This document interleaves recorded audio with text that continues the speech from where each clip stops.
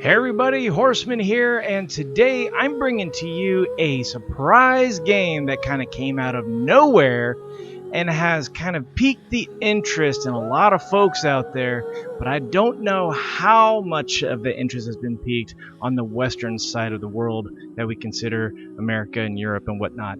But I am here to kind of give you a little understanding as to what it is that Genshin Impact actually is and why it's getting a lot of attention right now. It's simple. You'll understand in a bit. So, first things first, if you like anime and you liked Breath of the Wild, then this is the game for you. So, I can't even begin to talk about the similarities of Breath of the Wild in this game. I mean, they basically use Breath of the Wild as an outstanding roadmap, and that's not necessarily a bad thing because they pulled some of the best things of Breath of the Wild and they smashed it with high anime fantasy and created something truly wonderful. And then on top of that, they decided to release this on multiple platforms for free. So, surely there's got to be a catch, right? Well, of course there's a catch. Of course there's going to be some microtransactions, but you don't have to spend a thing. You can play as long as you want. There's no stamina in terms of, hey, you can only perform certain actions certain amount of times a day, blah, blah, blah, blah. There's a cooldown. Nuh-uh. None of that. The microtransactions that they have in this game are to buy a currency, which is then used to summon more characters and to also get some weapons and things like that. So there is a slight pay-to-win type of thing here, but it is absolutely not necessary in order to finish this game. I have seen it across many different YouTube videos that's out there that says the same thing, and that is a fantastic thing to say. First up, I want to talk about the menu system. The menu system is very intuitive, and right now what you're seeing is the menu system that is on the iOS platform. It's very easy to navigate. It's not very difficult to actually find your way around and figure out how to enhance your weapons, level them up, level your character up, and all these things. Equip different items, artifacts, whatever have you. And I haven't gotten far enough to figure out exactly what those constellation things are, and so on and so forth. So I can't really talk about that right now. But as you can see, that there are that rarity system, like in a lot of mobile games, where there's 1-star, 2-star, all the way up to 5-star. And these are the things that you're going to find throughout the world, is also with those microtransactions that you can acquire. But again, it's all by chance. So you're talking, loot boxes type of thing. Pay some money, pay some of the in-game resources in order for a chance to get something cool. But again, it's one of those things where it's not necessary. Is it nice to have? Sure, of course it's nice to have, but it's not absolutely necessary, and it's not going to define whether or not that you're going to win, and nor is it even going to really define whether or not you're going to get there quicker. So again, that's one of the things that I really enjoy about having a game such as this with those types of microtransactions, because they're not necessarily mandatory, and they are counting on a very small group of people in order to pay for these things to fuel their, the expenditures of the game and keeping it online, which is actually probably one of the only downsides of this game, is the fact that it is always online. You have to be online. But the great thing about that is the fact that if you decide that you want to play this on the iOS, you can also continue to play right where you left off on the iOS on the PC. From what I understand, the cross-platform does not exist yet for the PlayStation 4, but between mobile device and PC, it is a thing. So what you're seeing here is gameplay from my iOS. This is how it looks. And if you keep in tune here, keep watching here, you're going to see some video from the PC version as well, because I definitely wanted to see how well it performed, how the action and combat felt, how the menus felt, how walking around the environment felt, as compared to using the on-screen controller only version of the iOS. And that's These monsters have probably been my getting too biggest close to the city gripe recently. about the iOS My version, task is the this fact time that is to clear out their camp. the controller being on screen only, not being able to connect up a controller for yourself, is a bit of a drag. So, but that's okay, because the controllers are fairly simple, but as you can see with me aiming here, it got kind of rough. Just like releasing the arrow in order to shoot it would often take me off of target. So, again, that's probably one of my biggest gripes, and that really only affects this archer character probably more than anybody else, because it is so far the only other characters that I have are melee based, and it's not that big of a deal. One of the things that I wanted to talk about is the voice acting. Nothing to it. Voice acting is phenomenal. Though I've got to say, you surprised me a little with your moves there. Thanks for the backup. How'd it feel? Now that you mention it, how is it the hilly trails ended up here? These creatures don't seem like the type to set up camp so close to cities like this. Exactly. It's more normal for them to be much further out in the wilderness. But because the dragon, Storm Terror, has been around a lot more recently, our orchards have been destroyed and the local market has been affected as well. When the storms hit, we usually end up with at least a... One thing you will notice right there is the fact that the audio was not quite matched up with the video.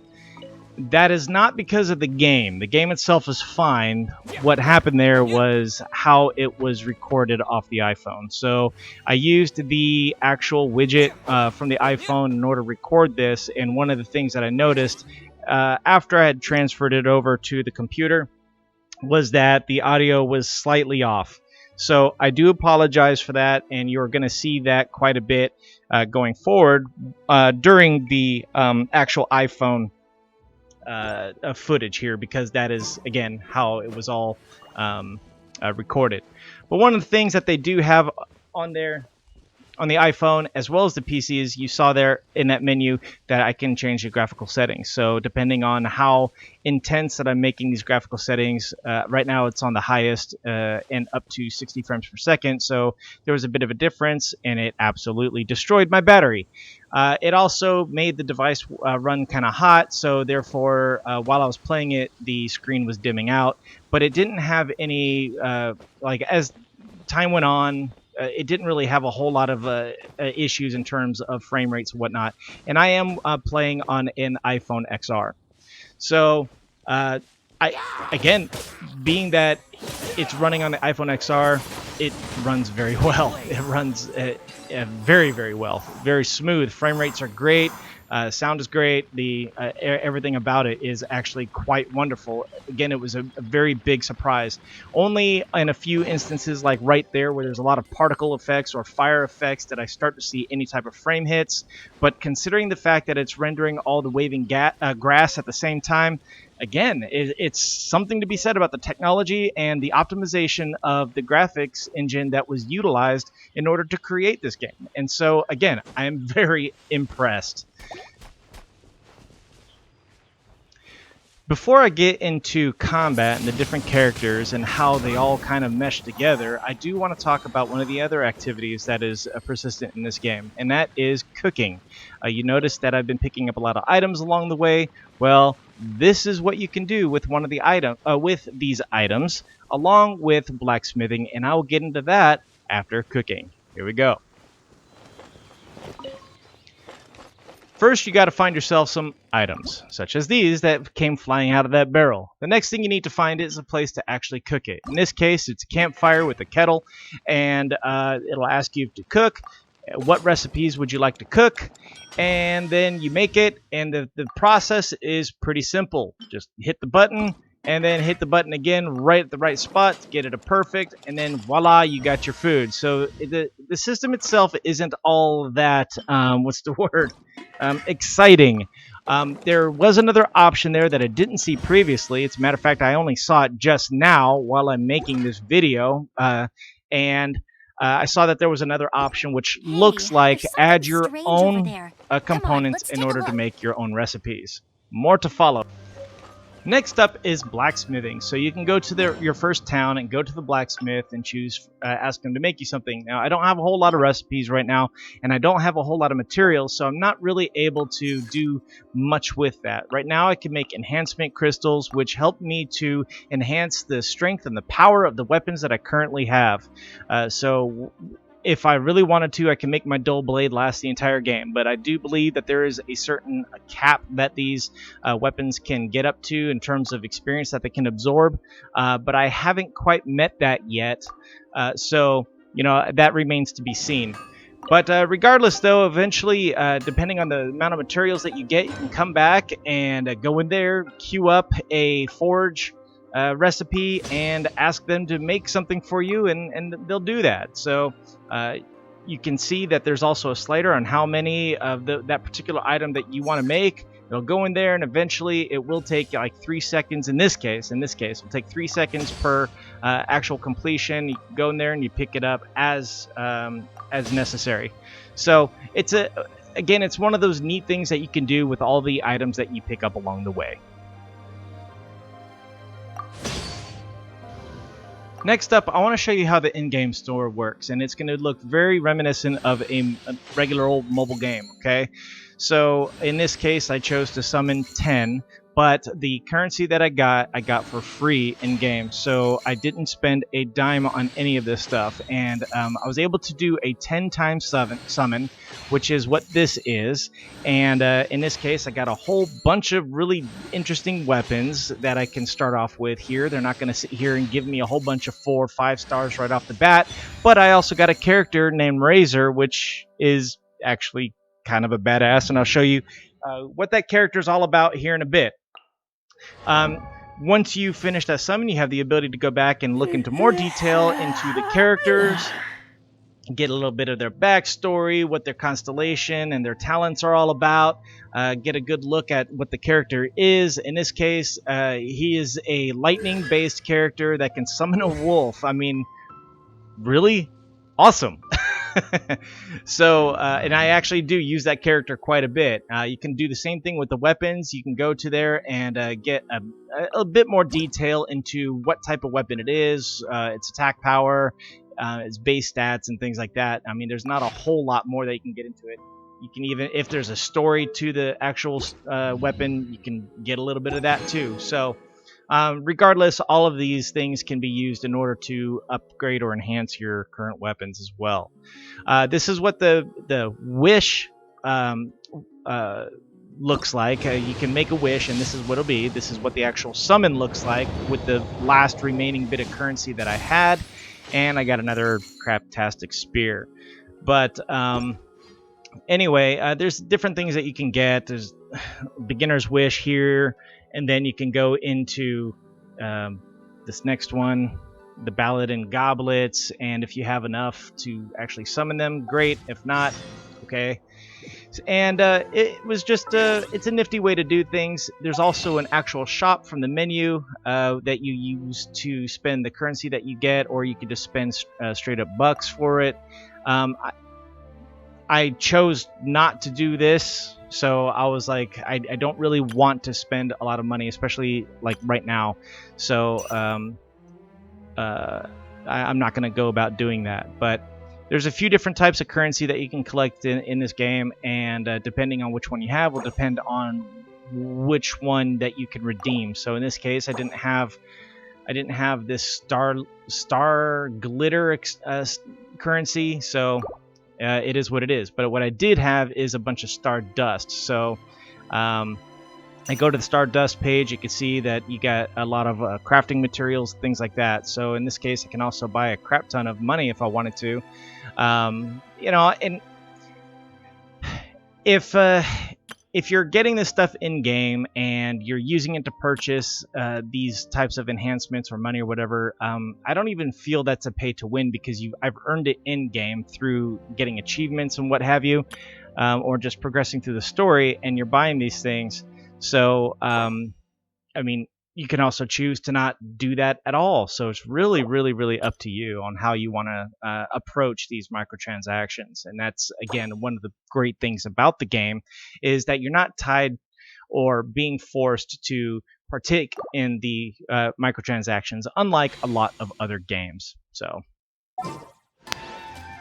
Okay, moving on next, I want to point out the fact that now I am playing on PC. So, if you want to go back and like really compare the differences between the iPhone graphics and performance versus the PC performance, you can do that. But from a game perspective, there's really not much of a difference. I mean, it looks beautiful no matter what. Did I see a little bit more quality and a little bit more smooth frames on the PC version? Of course I did, because the system is completely different. My PC is way more powerful than my iPhone. But it wasn't so much to where there was a massive difference. Again, really, what I'm seeing is that the big differences between the two is how I want the character controlled. And personally, I prefer the mouse and keyboard version over the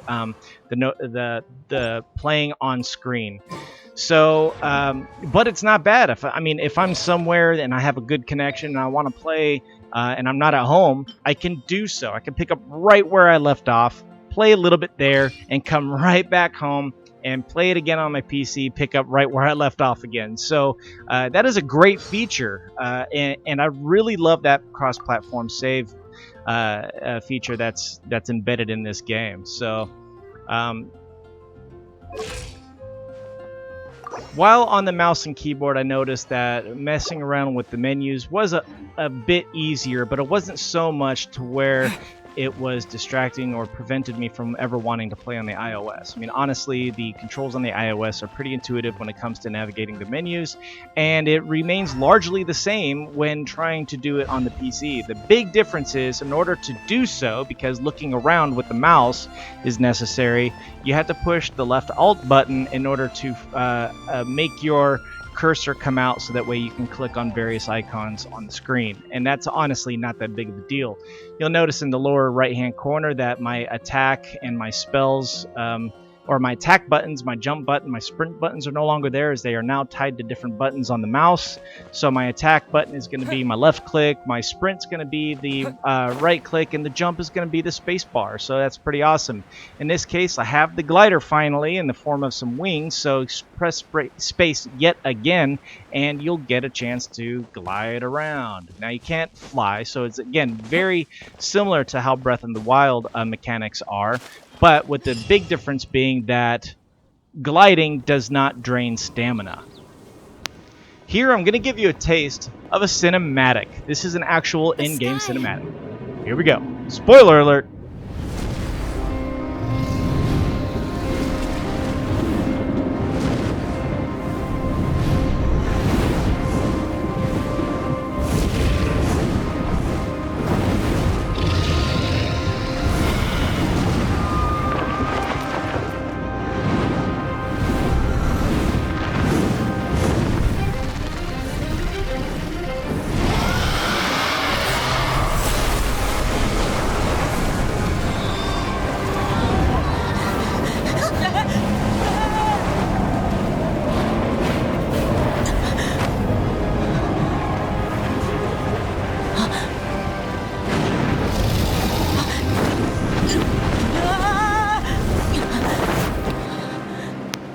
After the cinematic, I finally got access to the dressing room because I did in the mail get some new wings, and I really had no idea where I was supposed to equip those things or how I was supposed to change them out. So I almost thought I'd lost it, but this is how you do it.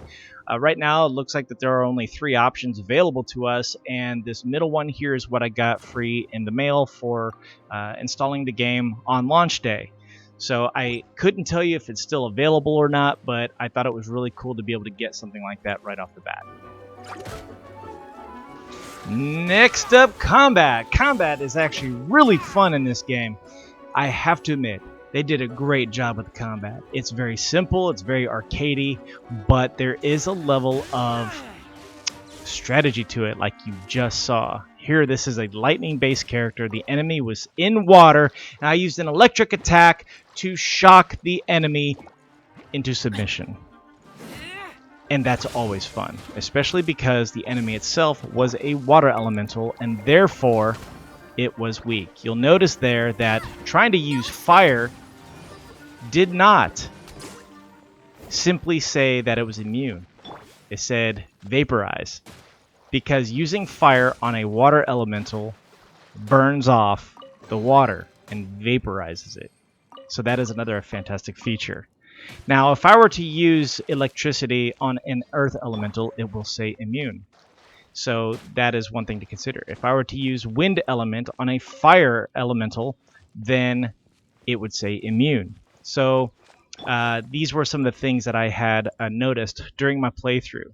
And you'll also notice there that I swapped between characters on the fly. There's only a very short cooldown.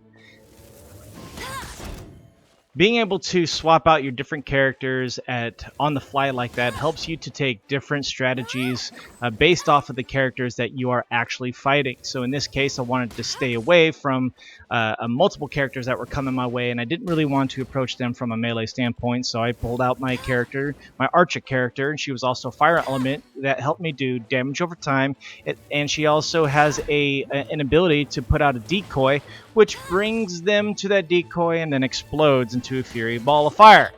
But then if I needed to turn around and do some electrocution type damage, I could do that as well. One of the best things about engaging in combat frequently is that it will oftentimes end up rewarding you with some type of chest. And oh my gosh, there's lots of chests to be found in this game, between solving puzzles, following a little ghost, taking out the bad guys, or just finding a chest and it popping out a bad guy. And shoot, there's even some chests that are wrapped in vines that you just simply have to burn away, which are all great things to keep the player interacted with the environment and to give a reward for actual exploration, not just sticking to the path that you're supposed to, not just going from checkpoint to checkpoint, but actually looking around to see what you can find and what rewards that you can muster up. And so what's so great about some of these rewards? Well, there's a lot of things, because it doesn't matter what the chest necessarily looks like. You might find some really good items in an exquisite a chest, which is like that one that you just saw on the screen there. Or you may end up finding some really other powerful weapons or items that you can use for crafting. I mean, it's just the possibilities are fairly endless in this game, and when it comes to the amount of loot that you can acquire during your exploration. And I love the fact that this game so far rewards you for going off the beaten path. So what you're seeing here is kind of like a mini boss fight. It's probably the hardest bad guy I've come across so far. And I'll admit that because of the items that I've got to boost my experience and the things that I've gotten to boost my weapon, it was a little bit on the easy side because I was able to stay away. But you'll notice that I also swapped out from one character to another in order to get away from that kind of more powerful swing attack. But there are definitely a lot of benefits to swapping out your characters, and let me show you a couple other examples.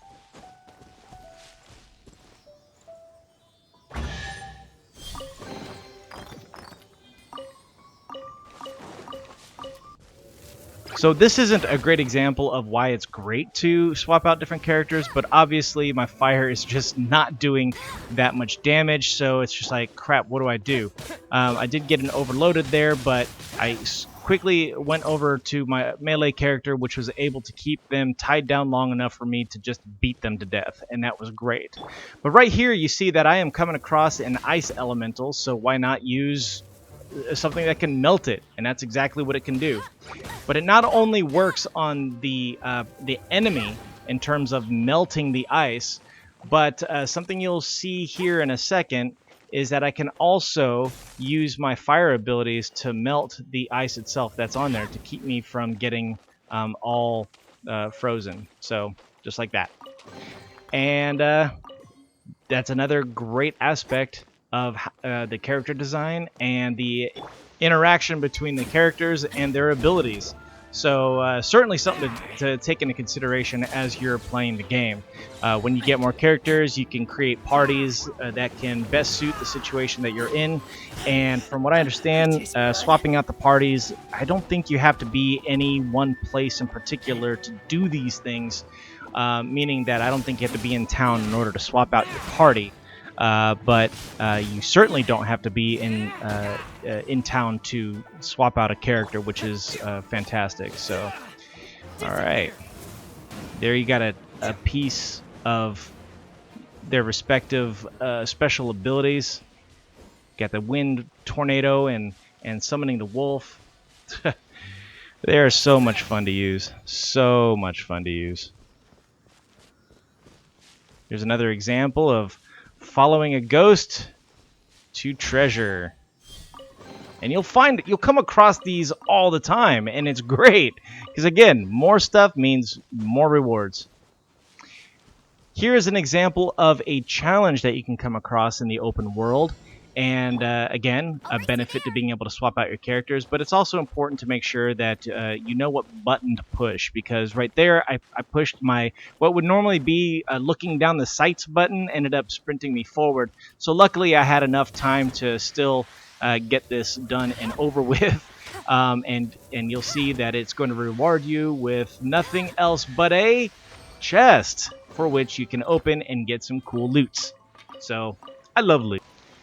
One of the last things that I want to get into here is to show you what it's like to level up a character using items. So your character will get experience through fighting, as you would think it would, but you can also use these items in order to level up your character to get experience boosts. But as you can see in the top kind of right-hand corner there, you'll see level, and then there's a number/number. So it looks like that the max level that particular character could be is level 20.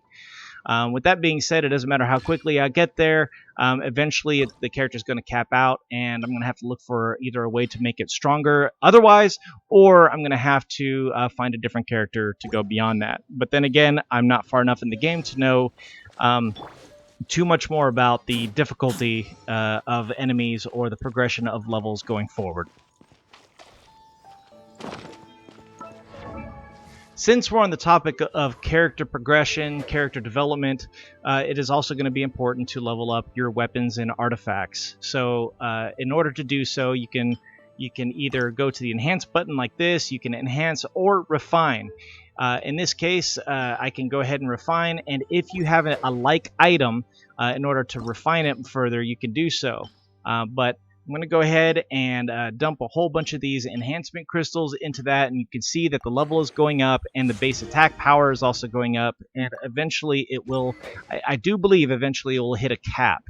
So one of the things that I had noticed that when I was messing around with the shop, that I got a whole bunch of similar looking bows, so I wanted to see what I can do in terms of refining a piece of equipment and what that meant for the piece of equipment itself. So despite the fact that it looked like I wanted to use this one here, it's the same model, but it's a different color, and therefore I couldn't actually refine it with anything else, as you can see right here. So I went back and I chose the best one that I could find in terms of increasing damage or other passive stats, and I decided to dump these other materials into it in order to give it that refinement. And it looks like doing so raises its rank, and then if you go back to its base stats, here, let me show you that after I boost its level again. Yeah, there you go. I decided to keep the book.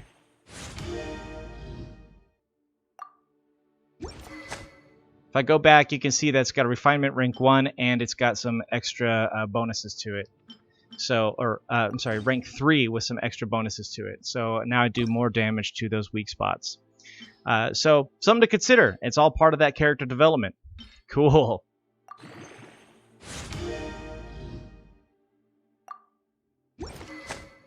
Okay, folks, so that's it for this video. I really hope that this gave you enough information to make a decision on whether or not that you thought that this is something for you.